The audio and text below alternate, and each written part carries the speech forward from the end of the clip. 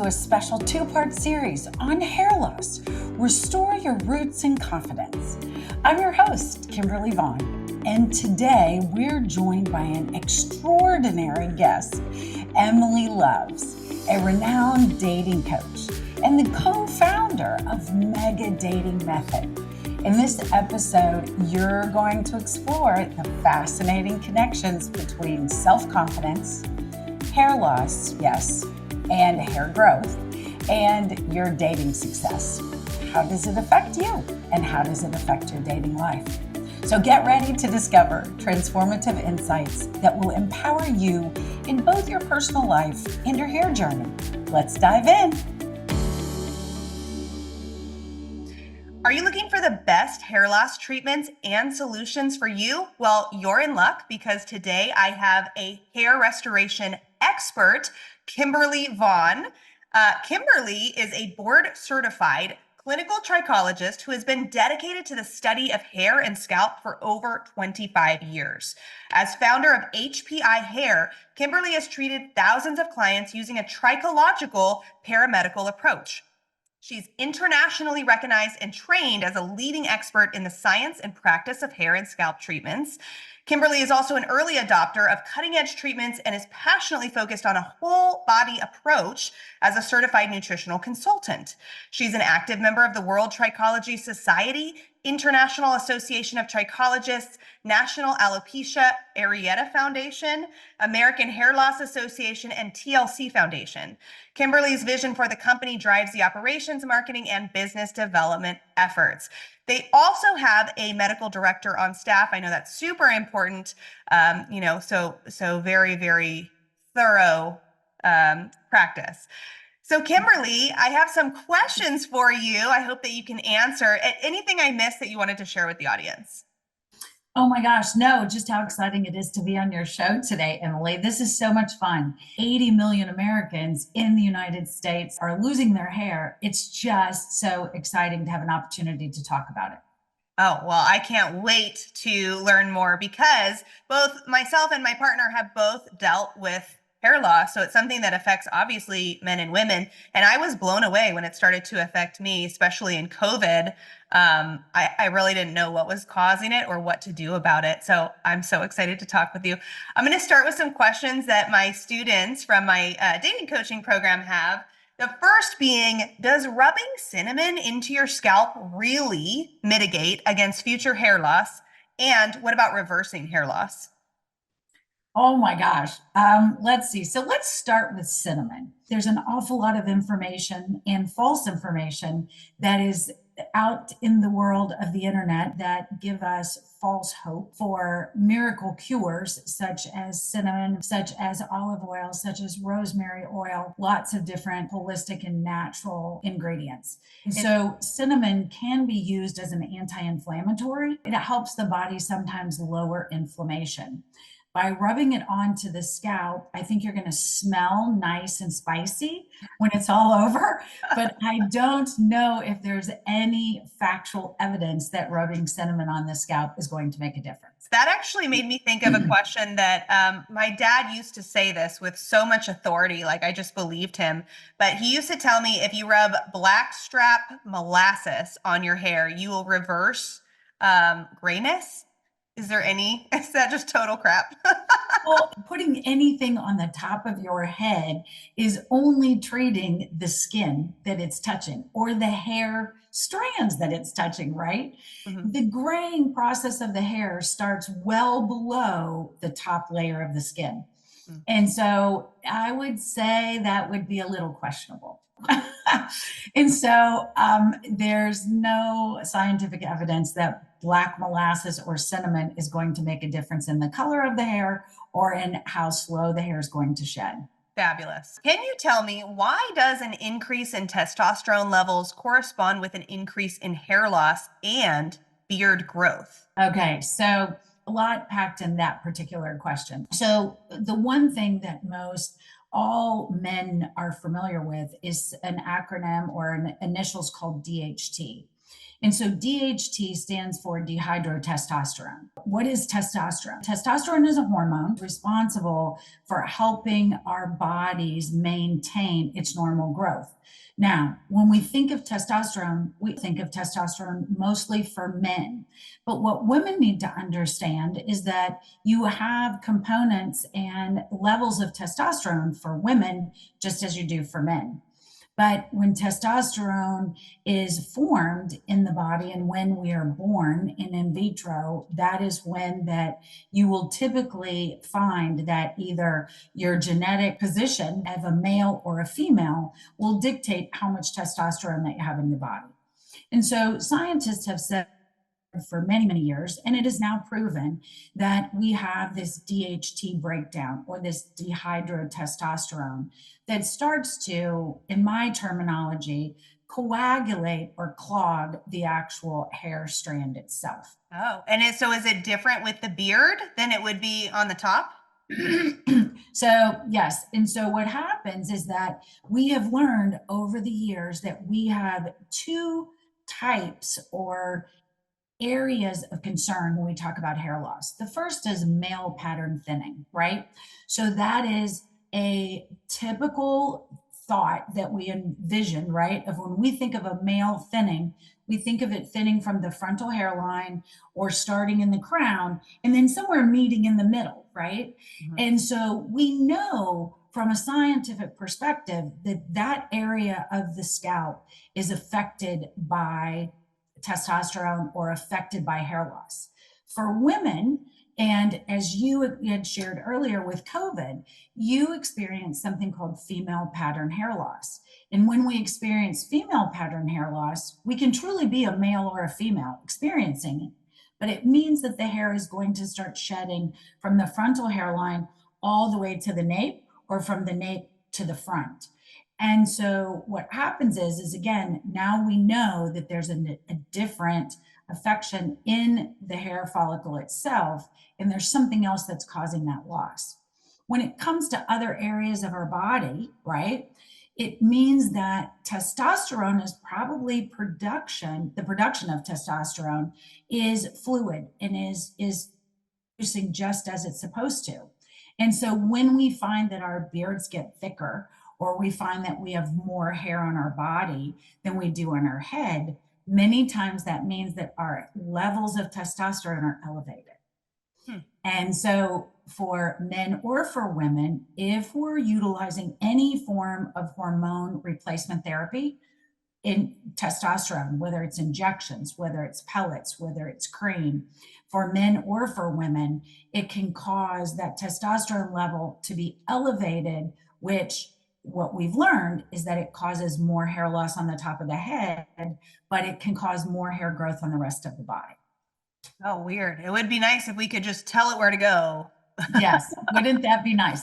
That's precisely what I was talking about. The more we know, the more we realize we don't know, which is more frustrating, right? Because why can't we determine where that testosterone goes, right? It's like, hey, okay, I'm going to have an injection of testosterone. Well, I want to put it where it's going to affect the positives of my body, right?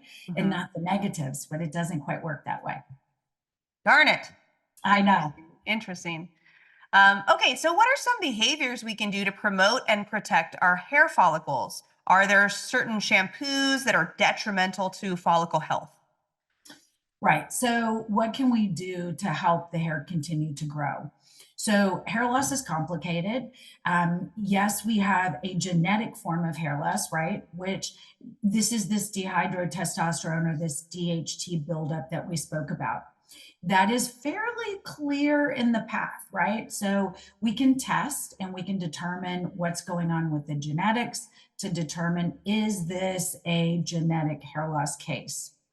If it's not, and there are other things that we can do that would help us with continuing to grow hair fluidly, then we also need to look inside the body. So because hair loss is complicated and because genetics isn't the only factor, we need to make sure that the rest of the body is functioning well. Again, I'm going to go back to your example of COVID, right? So we saw a tremendous uptick in hair loss across men and women after and during the pandemic. And we're still seeing what's called long haul COVID sufferers that are still having a tremendous amount of chronic shedding that doesn't seem to want to let up. Mhm.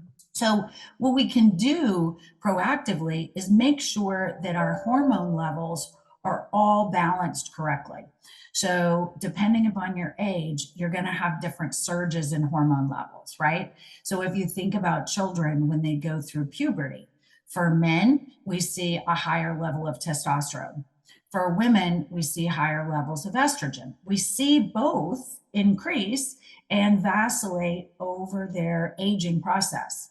But as we start to get older, then we see that take the opposite turn when we start going through aging processes, such as getting older with menopause or andropause, which is a male form of female menopause. Hmm. And so making sure that our body's healthy, making sure that we're getting our labs tested, making sure that our hormone levels are right, and there's no other autoimmune condition. So this is the other big area that we need to focus on is autoimmunity.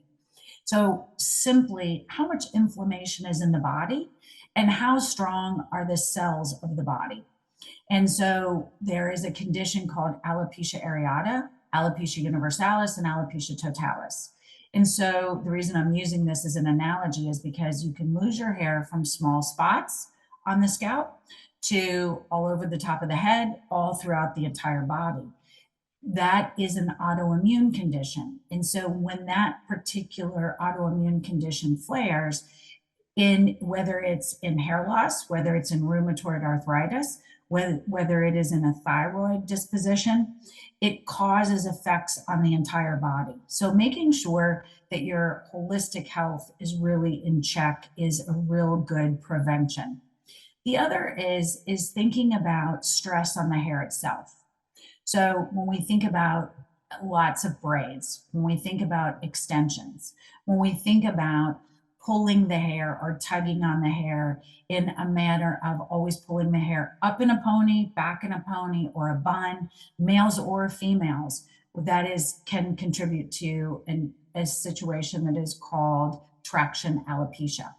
So caring for your scalp, just as you care for your skin, is extremely important. Caring for your holistic body is also very, very critical in making sure that your follicles continue to stimulate natural growing hair. Awesome. And so when someone comes to work with you, do you tell them what tests they need to do for hormone levels and all of that as well? Because that's something, as a person who recently had a child, my hormone levels are like all over. And I took several tests to see what was happening. And they all came back like normal. But I'm like, there's no way, so do you help people understand which tests they need to order to examine their hormonal health? Most definitely. So our clinic starts with 3 testing, and that is the reason that we're a trichology clinic. And from a trichology perspective, we look at the root causes of the hair loss. So as I mentioned earlier, right, male pattern thinning or androgenetic alopecia, AGA, as most men know of it, it's pretty straightforward. However, when men are shedding very early, as early as 14, 15 years old, many times there's something else driving that hair loss. So in men and women alike, we have to get to the root cause. So we start with 3 different forms of testing. The first can be traditional labs. Those can be for clients that are all over the United States. We work with a national lab company. And so, yes, we can provide the lab requisition that you can take and have reviewed at any city or any state. The next is the DNA genetic test. And so what this does is it's not a 23andMe, and I don't know, there's a bunch of other ones that are on the market, but this specifically focuses on what's going on in your genetic predisposition and how that is affecting your hair growth and your hair loss. It takes it to the next step. And then it also says which medications, whether it's oral or topical, are going to be absorbed in the body the best for you and will give you the best outcome. We all want more shots on goal right now, right? Hair loss falls out very quickly, but it takes a very long time to grow back. So we would much rather hit it with exactly the right prescribed treatment to start so that in 6 months, 9 months, a year later, we truly are seeing results. And so that is what the DNA test helps us with.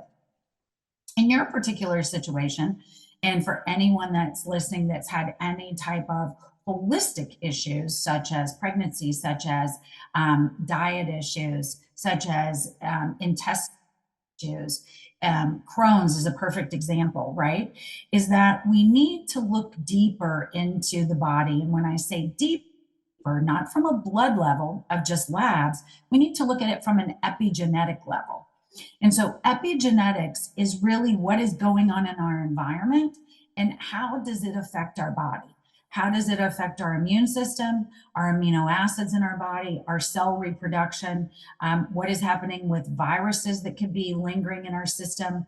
All of this slows the body down. And so we need to find out and uncover what else could be going on so that we can go back to that holistic approach and truly help your body help itself regain more cells. The hair, skin, and the nail are made of cells. And so that's what we always have to going back to. So are there any alternatives to finasteride, Proscar that are FDA approved? Oh, great question, Emily. Applaud your student. I love it. So finasteride's been on the market for quite some time and was on the market and used somewhat off-label for hair loss for many years before it was finally FDA approved. It now has a sister strain of a similar medication with dutasteride as the name. Also currently not approved by the FDA for hair loss treatment. However, it is being more widely recommended and prescribed by the medical community because there are some individuals that dutasteride is working better for than finasteride.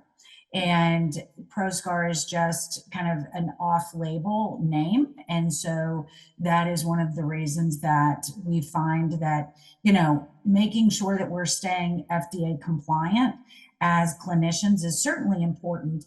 But at the same time, we also have to make sure that the medication orally that we're taking or topically, right, is actually going to work.